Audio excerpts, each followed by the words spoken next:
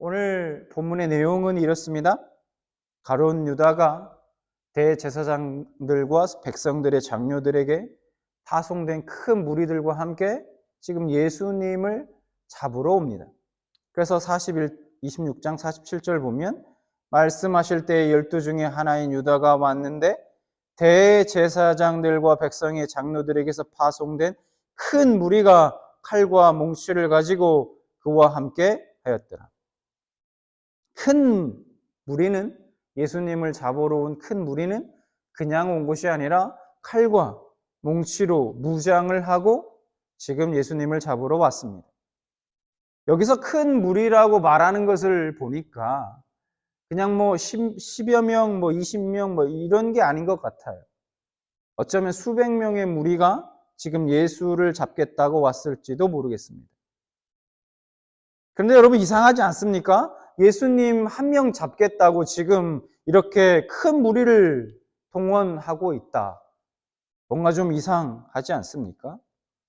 예수님이 군대를 거느리고 있는 것도 아니고 그와 함께하는 제자들이 군사훈련을 받은 군사들도 아니고 그것도 몇 명 되지도 않고 설사 무장을 하고 있다고 해도 이렇게까지 큰 무리를 동원할 필요가 있었을까 하는 것이죠.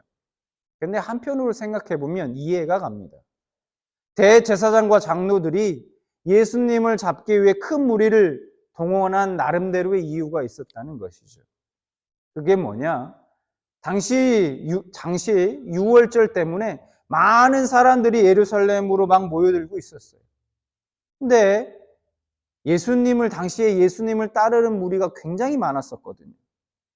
그래서 대제사장과 장로들은 예수님이 혹시나 자신을 따르는 그 무리를 선동해가지고 대항할 수도 있다고 생각했던 것입니다. 대제사장과 장로들은 설마 예수님이 아무 저항도 없이 그냥 순순히 붙잡힐 거라고는 상상하지 못했을 거예요. 수많은 무리들이 예수를 추종하고 따르고 있는데 당연히 그들을 막 선동해가지고 그 힘을 모아서 대항할 거라고 생각했을 겁니다. 그래서 그들은 칼과 뭉치로 무장한 큰 무리를 예수를 잡기 위해서 보낸 것입니다. 그들의 이런 행동은요, 이런 준비는 당연한 것입니다. 이것이 세상의 상식이고 우리가 살아가는 삶의 방식이기도 해요. 대제사장과 장로들이 생각하는 자신이 가지고 있는 힘, 그리고 그 힘을 사용하는 그 방식은 그랬던 겁니다.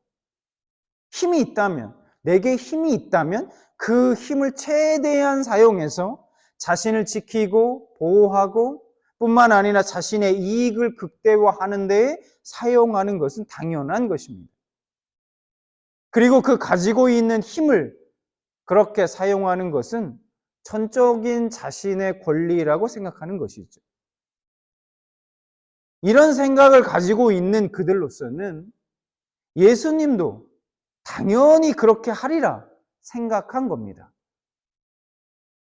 그들의 생각에는 당연히 자신이 붙잡혀가지 않기 위해서, 자칫 잘못하면 죽을 수도 있는 상황 속에서 자신이 가지고 할 수 있는 일, 많은 무리들을, 자신을 따르는 추종하는 무리들을 선동해서 그들의 그 모아진 힘을 가지고 대항할 거라 생각하는 것은 자연스러운 생각인 것이죠. 우리가 예수님을 붙잡자, 예수님과 함께 있었던 자 중 하나가 누군지는 잘 모르겠어요. 오늘 말씀 속에서 누군지는 말하고 있지 않습니다. 어쨌든 예수님과 함께 있었던 자 중 하나가 손을 펴서 칼집에 칼을 빼어 대제사장의 종의 귀를 떨어뜨립니다. 51절. 예수와 함께 있던 자 중에 하나가 손을 펴 칼을 빼어 대제사장의 종을 쳐 그 귀를 떨어뜨립니다. 오늘 본문에는 누가 칼을 빼어서 그 종의 귀를 쳤는지는 나와 있지 않습니다. 그러나 요한복음에 보면 같은 말씀, 같은 내용이 나오고 있는데 거기에 보면 종의 귀를 벤 사람이 누군지를 나와 있습니다.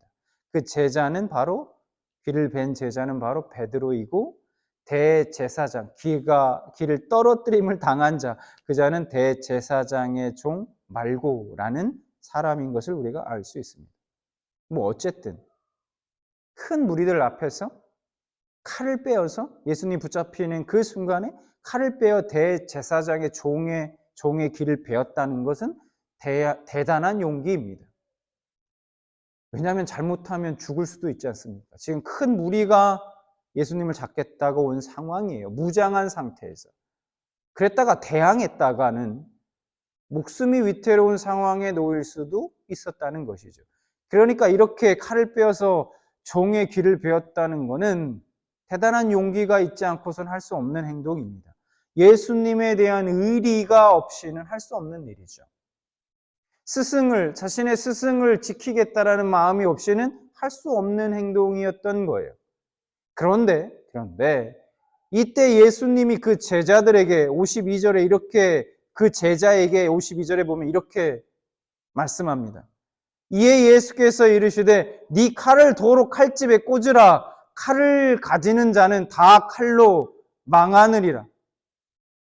지금 그 제자는 예수님을 보호하고 지키기 위해서 대항한 것입니다. 세상의 이치로 보면 칭찬받아 마땅할 것이고 잘한 일 아니겠습니까? 예수님이 칭찬 한마디 해줘야 하지 않겠습니까? 아니 그렇다면 아무 저항도 하지 않고 예수님이 순순히 잡혀가시는 것을 그냥 지켜만 봤다면 어땠을까요?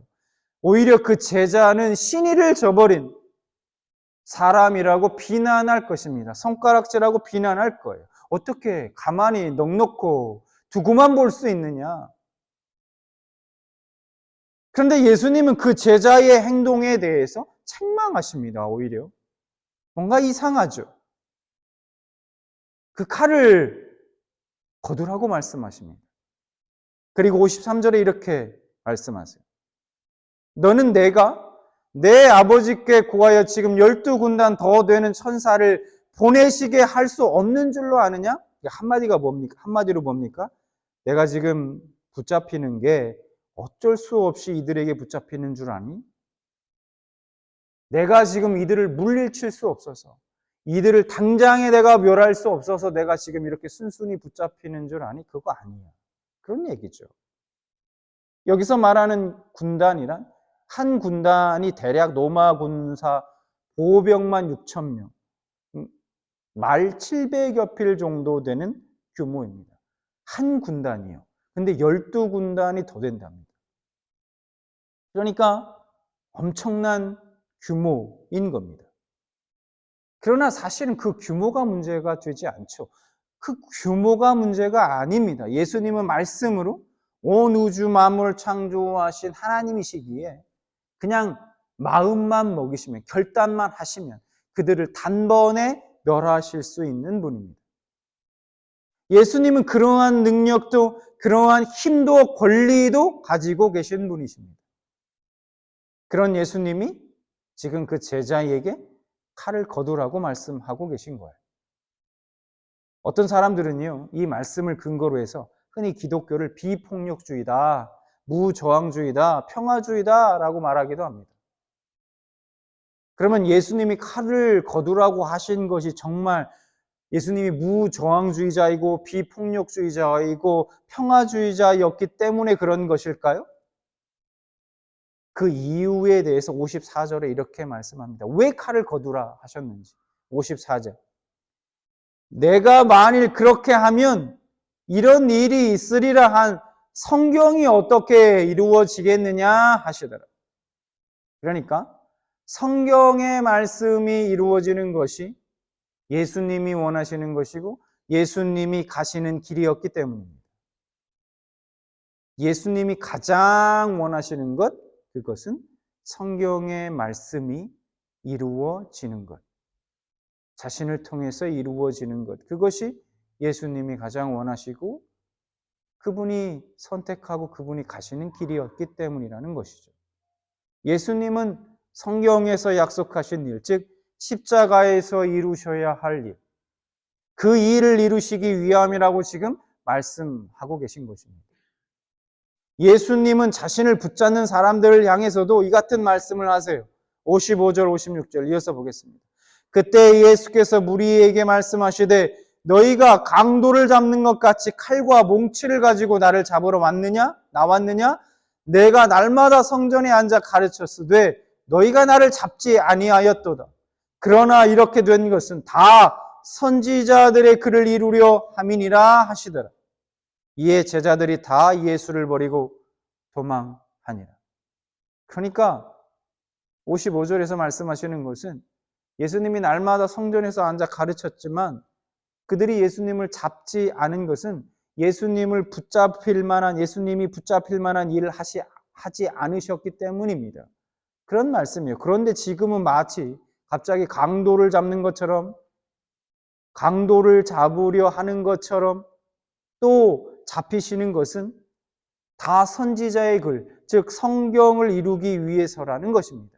예수님이 뭔가 잡힐 만한 그런 잘못을 해서도 아니고, 잡힐 만한 해서도 아니고, 선지자의 글, 즉 성경을 이루기 위해서라고 지금 예수님이 다시 말씀하고 계신 것이죠. 이처럼 예수님은 자신이 가지고 있는 힘과 권리로 막 하늘의 천사를 동원하여 자신이 살 길을 마련하지 않으셨습니다. 자신이 살 길로 가지 않으셨어요. 그 모든 자신의 하늘의 권리를 포기하고 하나님의 말씀이 이루어지는 길로 가신 것입니다. 죽기까지 말입니다. 죽기까지도 하나님의 말씀이 이루어지는 그 길이기에 주님은 순종하신 것입니다. 예수님은 이 땅에서 살아가시는 동안에 가난한 자들, 병든 자들, 사회에서 소외된 자들과 늘 함께 하셨습니다. 예수님은 스스로 이렇게 말씀하셨죠. 나는 의인을 부르러 온 것이 아니라 죄인을 부르러 왔노라 라고 말씀하셨습니다. 당시의 죄인들은 오늘날 우리가 생각하는 죄인들과 다릅니다. 당시의 죄인들은 대부분 가난한 사람들이었어요. 왜일까요? 왜 가난한 사람들이 다 대부분 죄인들이었을까요? 왜냐하면 생계를 유지하기 위해서는 율법이 요구하는 걸 다 지킬 수 없었기 때문이에요. 가난한 사람들. 그 대표적인 것이 뭔지 아십니까? 바로 안식일법입니다. 안식일. 곳간에 먹을 것을 쌓아둔 사람들, 잘 사는 부유한 사람들, 그런 사람들은 일주일에 하루 정도는 일하지 않아도 얼마든지 먹고 살 수 있으니까 거룩하게 안식일을 지킬 수 있었지만, 가진 것이 없는 가난한 사람들, 아무것도 없는 하루 벌어 하루 먹고 사는 사람들은 굶주린 처자식들을 먹여 살리기 위해서는 그 안식일에서조차도 쉬지 않고 일을 해야만 했던 겁니다. 그래서 안식일을 어기지 않을 수 없던 거예요. 이들이 바로 죄인들이었던 것입니다. 즉 가난한 자들, 병든 자들, 사회에서 소외된 자들이 바로 죄인들이었다는 거예요.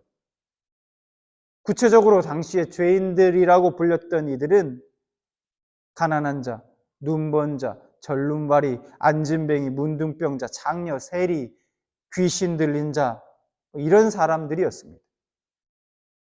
예수님은 온갖 사회적 또 종교적으로 비난받는 그 비난을 무릅쓰고 이 죄인들과 함께 먹고 마셨습니다. 그래서 예수님을 싫어하고 예수님을 적대하는 자들은 그 모습을 보고서 예수님을 향해서 저 먹기를 탐하는 저 목보다, 예수님은 목보요, 또 포도주를 탐하는 자다, 술꾼이다, 세리와 죄인의 친구다 라고 그렇게 예수님을 향해 비난했습니다. 그럼에도 예수님은 그런 사람들과 늘 함께 하셨습니다. 여러분, 예수님은 하나님이셨습니다. 그분은 전능하신 하나님이십니다. 세상의 이치로 보면, 상식으로 보면 그런 예수님은 세상의 부자들, 권세 잡은 자들, 권력자들, 소위 사회의 엘리트라고 말하는 사람들과 함께 어울려야 하는 것이 맞습니다. 그래야 하나님의 아들이신 그분의 신분에 그나마 좀 맞는 것 아닐까요? 우리는 옛날부터 나에게 도움이 되는 사람들과 어울리라고 배웠습니다. 친구들도 잘 사귀라고 얘기했어요. 저희 부모님도 그렇게 말씀했습니다. 공부 좀 잘하고 성실한 애들을 친구들 사귀어라. 돈, 명예, 권력을 위해 남들과의 경쟁에서 다른 사람들을 눌러야 이겨야만 한다고 그렇게 배웠습니다. 세상은 우리에게 그렇게 가르치고 부추기죠. 우리는 낮은 곳보다 높은 곳에 앉기를 좋아합니다. 나에게 도움 안 되는 사람들보다는 그래도 나에게 도움되는 사람들과 어울리길 좋아합니다. 내심 우리 마음에 그런 마음이 있죠. 3,000원짜리 길거리 음식보다, 물론 3,000원짜리 길거리 음식도 맛있지만 3,000원짜리 길거리 음식보다는 그래도 우아한 레스토랑에서 칼질할 수 있다면 그걸 더 원하는 것이 사람의 마음이라는 것이죠. 그것이 우리 솔직한 마음 아니냐는 겁니다. 우리는 나에게 주어진 그 힘과 권리만큼 편안하고 안락한 삶을 살길 원하는 것입니다. 그 힘과 권리를 사용해서 그러한 삶을 살아가길 원하죠. 누구나 마찬가지일 것입니다. 그러나 예수님은 그렇지 않았습니다. 예수님은 그 모든 하늘의 권리를 포기하시고 십자가에 달리시고 죽으셨습니다. 우리가 잘 알고 있듯이 말입니다. 여러분 그거 아십니까? 예수님께서 십자가에 달리신다라는 것은 특히나 잔인한 것이었다는 것입니다. 왜 그럴까요? 왜냐하면 일반 사람들은 그 십자가에 한번 달리면 그냥 죽어야 되는 거예요. 자기 스스로 그 십자가에 내려올 수 없습니다. 예수님은 달라요. 얼마든지 마음만 먹으시면 십자가에 달리신 이후에라도 언제든지 마음만 먹으면 내려오실 수 있었어요. 그냥 그만두실 수 있었습니다. 그래서 예수님께는 더 잔인하고 고통스러운 십자가였다는 겁니다. 저와 여러분을 위해서 내려올 수 있는 그 힘을, 그 권리를 매 순간마다 포기해 주신 겁니다. 그리고 그 십자가에 달려 죽기를 선택하신 것이죠. 어쩔 수 없이 달리신 십자가가 아니었다는 거예요. 예수님은 십자가에서 숨을 거두시는 그 순간까지 평생을 단 한 번도 자신의 독생자 된 그 힘과 권리를 자신의 평안과 자신의 안락한 삶을 위해 사용하지 않으셨습니다. 충분히 그러실 수 있었죠. 여러분 설사 예수님이 그렇게 사셨던들 누가 예수님께 잘못됐다, 그거 잘못하신 거 아닙니까? 라고 말씀드릴 수 있을까요? 그렇지 않습니까? 예수님께서 가진 그 권한, 예수님께 스스로 가지신 힘, 그 권리를 자신이 누리겠다는데 누가 그거 잘못했다고 말할 수 있겠습니까? 오늘 말씀의 예수님은 도살장에 끌려가는 어린 양처럼 그들에게 순순히 잡히십니다. 힘이 없으셔서 잡히셨습니까? 아니라는 것이죠. 자신을 잡으려고 온 그들을 멸하시지 않으셨습니다. 자신의 하나님의 독생자 된 그 힘과 권리를 결국에는 십자가에 자신을 내어주시는 것으로 죽음의 희생으로 사용하신 것입니다. 우리를 위해서 말입니다. 여러분, 이제 그 은혜를 입은 우리도 예수님께서 우리에게 허락하신 그 힘과 권리, 크든 작든 그 힘과 권리를 나 자신의 평안과 안락한 삶을 위해서만 사용해서는 안 될 것입니다. 예수님과 같이 내 이웃을 위해, 사회에 소외된 자들을 위해, 낮은 자들을 위해서 우리가 사용해야 되지 않겠습니까? 로마서 12장 2절에 우리에게 이렇게 말씀합니다. 너희는 이 세대를 본받지 말고 오직 마음을 새롭게 함으로 변화를 받아 하나님의 선하시고 기뻐하시고 온전한 뜻이 무엇인지 분별하도록 하라. 성경은 이 세대를 본받지 말고 하나님이 선하시고 또 기뻐하시는 그 뜻을 분별하라고 말씀합니다. 앞서 대제사장들과 장로들의 생각처럼 나에게 주어진 그 힘과 권리를 나를 위해서, 나의 평안과 안락한 삶을 위해 사용하는 것은 당연한 것입니다. 더 나아가 자신의 이익을 위해서 그 힘을 칼과 같이 사용해서 다른 사람을 해치거나 빼앗는 데 사용할 수도 있습니다. 그러면서 내가 가진 힘과 권리를 내가 사용하고 누리는데 누가 뭐라 할 수 있나? 생각할 수 있습니다. 이것이 세상이 주입하고 있는 힘에 대한, 가진 권리에 대한 기본적인 가치관, 사고일 수 있습니다. 제가 운동하고 있는 테니스 동호회에서 어느 날 운동하고 있는데, 운동하고 이제 쉬고 있는데, 어느 날 한 분이 제게 이런 질문을 한 적이 있습니다. 그분이 제게 이런 질문을 했어요. 그냥 몰라서 물어보는 건데요, 목사님. 그 목사님들은 술을 마시면 안 되는 건가요? 제가 이 질문을 왜 했는지 알고 있어요. 왜냐하면 뭐 가끔 동호회에서 뭐 이렇게 모임 같은 걸 할 때가 있거든요. 그러면 뭐 다 안 믿는 분들이니까 이렇게 뭐 술도 드시고 이렇게 같이 해요. 근데 저는 사실 그런 자리가 좀 불편해서 가급적 좀 안 가는 편입니다. 참여하지 않아요, 잘.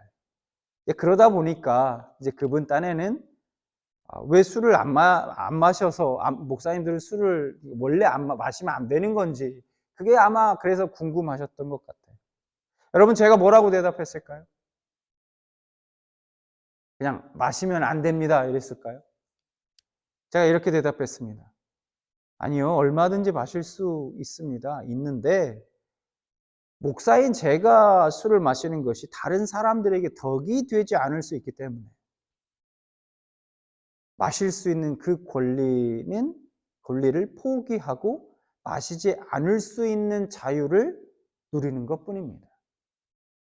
내가 마시면 안 돼서가 아니라 내가 얼마든지 마실 수 있지만 목사가 되어서 술을 먹고 혹여나 취하고 혹여나 술을 마시는 그 자체의 모습만을 보고도 누군가는 시험에 들 수도 있고, 또 내가 혹시나 술에 취해서 절제하지 못해서 술에 취한 그 모습을 보고 누군가는 시험에 들 수 있고 그럴 수도 있으니 크게 누구에게, 사람들에게, 주변 사람들에게 덕이 되지 않을 수 있기 때문에 저는 제가 마실 수 있는 권리를 포기하는 것이고, 그리고 마시지 않을 수 있는 그 자유를 누리는 것뿐이다 라고 그렇게 대답했습니다. 그 말을 들으시고 무슨 말인지 이해했습니다 라고 그렇게 대답했습니다. 내가 가진 권리를 포기하는 이유는 하나님의 영광을 위해서입니다. 하나님의 말씀에 순종하기 위해서이죠. 우리 주님이 그러셨던 것처럼 말입니다. 맞습니다. 내가 가진 힘, 권리, 그것을 사용하고 누리는 것은 각자의 자유일 수 있습니다. 그러나 그것을 자신을 위해서만 사용한다면 우리가 믿지 않는 사람들과 도대체 무엇이 다르겠습니까? 어떻게 세상을 변화시키고 세상을 향해 예수 믿으십시오, 복음을 전할 수 있겠습니까?